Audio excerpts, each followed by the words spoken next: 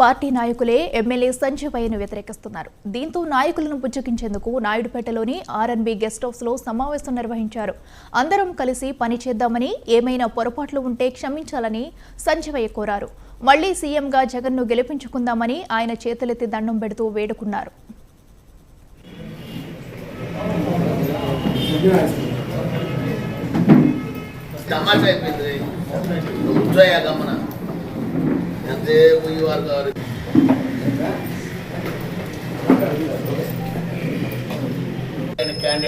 మీ ఇళ్ళకి రమ్మన్నా మీరు కానీ పత్రిక రమ్మంటే ఇప్పుడు కూడా వచ్చేదాన్ని సిద్ధమే. మేము రాము అని చెప్పడంలే, మీరు పిలిస్తే వచ్చేదాన్ని సిద్ధమే. మమ్మల్ని ఫోన్ చేయమన్నా సిద్ధమే.